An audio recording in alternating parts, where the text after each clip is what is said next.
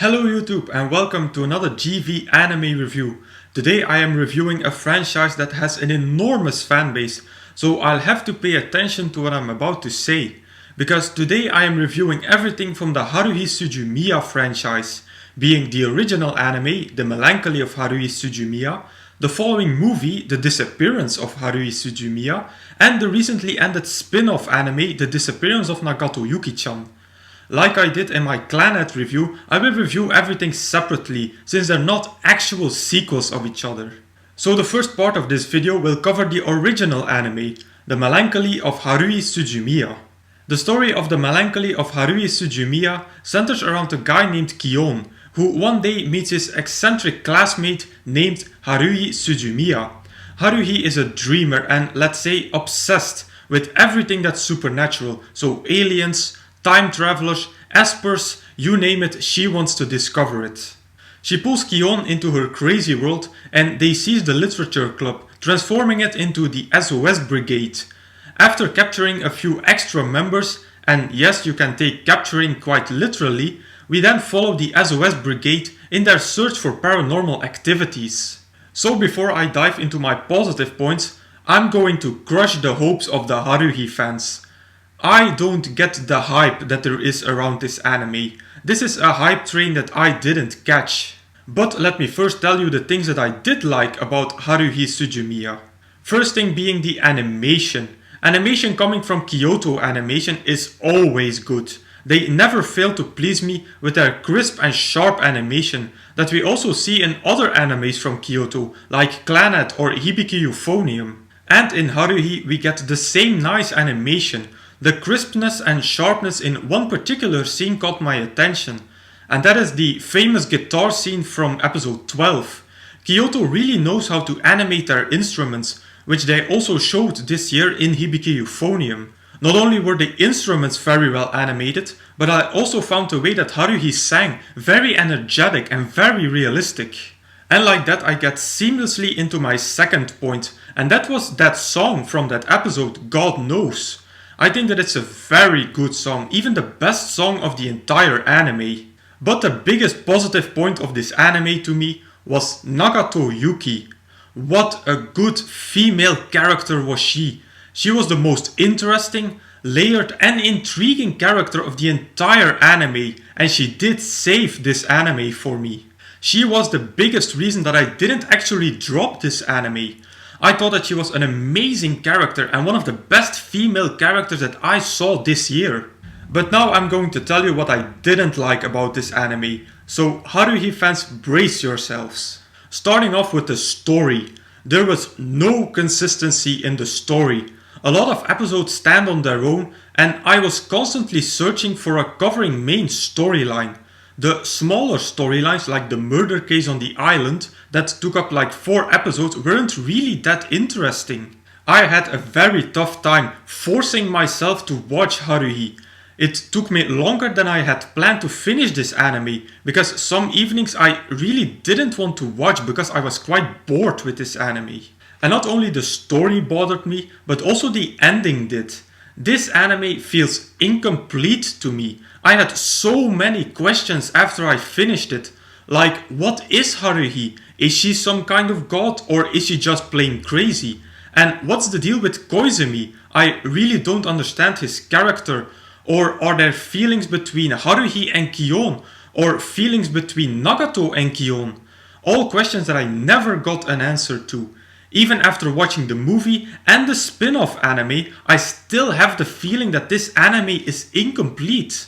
But the thing that bothered me, and I think almost everyone that has seen this anime, the most, was the endless 8. I see that you want to create this situation in which the characters are stuck in an infinite time loop. But do you really have to repeat the exact same episode 8 freaking times? We also get it if you do that like 3 or 4 times. When I got to like the 5th repeat, I started to fast forward through the episodes because it was the exact same thing over and over again, and it was so extremely boring to watch. So as a conclusion, as I said at the beginning of this video, I don't get the hype around this anime. I thought that it was quite boring, inconsistent and incomplete. and if it wasn't for Nagato, I probably wouldn't have even finished it. So I'm going to rate The Melancholy of Haruhi Suzumiya at 3 out of 5 stars, and they can thank Nagato for that. So if there are fans of this anime watching this video, please let me know in the comments why this anime is so hyped, because I really want to know why. And why do a lot of male viewers love Haruhi, another thing that I really can't understand. Let's then move on to the following movie, The Disappearance of Haruhi Suzumiya. Kion wakes up one day and everything seems normal as always. So he goes to school as normal, but there he notices that Haruhi is absent. And when he asks where she is, nobody seems to know who he is talking about. Kion gets confused and rushes over to the SOS Brigade's room where he finds nothing. What has happened? Where is Haruhi? And why does nobody know the SOS Brigade anymore? Soon Kion realizes that he is stuck in an alternate universe and now he must find a way to return to his own timeline. So what are my thoughts on this movie? Well, it was freaking amazing. The Disappearance of Haruhi Suzumiya is the best anime movie that I have seen till today. It even beats all the Makoto Shinkai and Studio Ghibli movies that I have already seen. First of all, it connects a lot of loose ends that there were in this series. Certain events in the anime now get explained, so the movie and the anime are completely intertwined. The story really pulled me into this movie, being very interesting and intriguing, especially when we get to the end of the movie. And Nagato, already my favorite character of the anime, now becomes even more interesting. She finally shows some parts of her deeper self, so she became an even better character than she already was. So this movie was a whole lot better than the series, and I rate it at 4.5 out of 5 stars.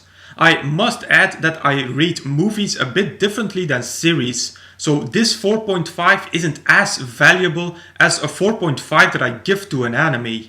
And then the last part of this review will cover the recently ended spin-off anime, The Disappearance of Nagato Yuki-chan.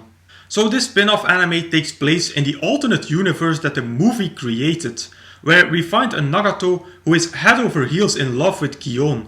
But she is so extremely shy that she doesn't dare to confess to Kion. We then follow Nagato's quest to confess her feelings to Kion. So I liked again that this spin-off is very intertwined with both the movie and the original anime, with lots of references to both of them. I also like that some characters that we don't get to see a lot of in the original anime, like Asakura or Tsuruya, now get a lot more screen time. Asukara is even one of the main characters in this anime.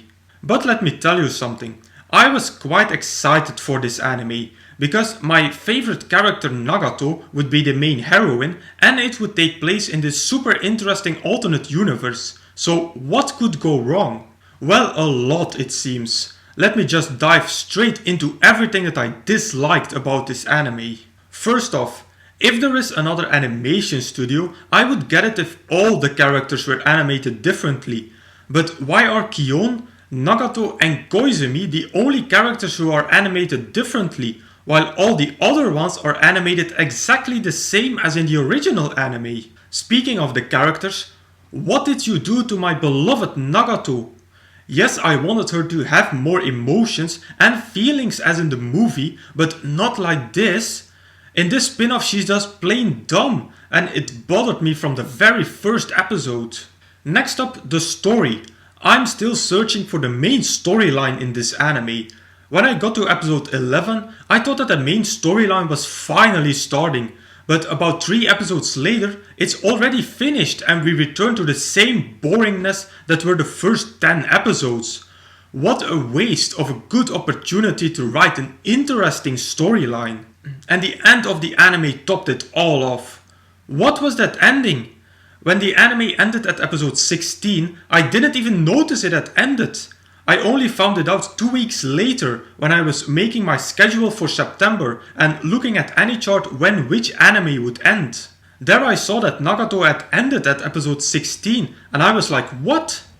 This is the most bizarre and random ending that I have seen till today. And then there was the scene after the final credits. What was that all about?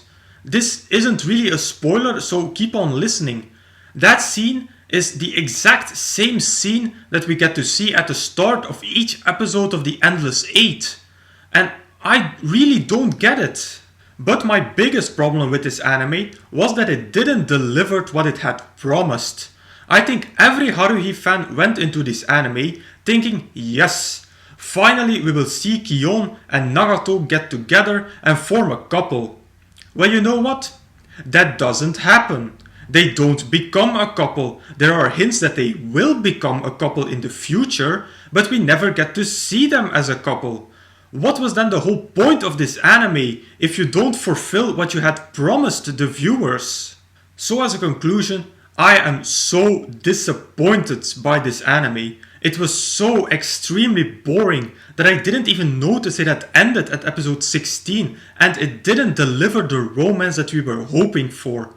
So I'm going to rate The Disappearance of Nagato Yuki-chan at 1.5 out of 5 stars. This anime has one last chance to do something right, and that's the OVA planned for October 25th. After I saw it, I will put an annotation here on the screen to tell you if it was any better than the anime. But my advice is, watch the original anime so that you can enjoy the movie and just forget about this spin-off anime. It wasn't easy to find recommendations for this anime. The closest thing that I found was Boku wa Tomodachi ga Sukunai, because they both feature some kind of weird club, being the Neighbors Club in Boku wa Tomodachi and the SOS Brigade in Haruhi. Also, in both animes there is a possible love triangle that doesn't develop to its full potential. And with that I conclude my review of the Haruhi Suzumiya franchise. As usual, you can find a full list of all my animes and reviews over at Anime Planet. As usual, I will put a link in the description box down below. Now if you want me to review a particular anime from this list, please put them in the comments. Also, if you have a recommendation for me, put them in the comments as well. So if you liked this video, please give it a thumbs up, visit me on Facebook and subscribe to this channel for more reviews in the future. I will say arigatou gozaimasu and I will see you all in the next video.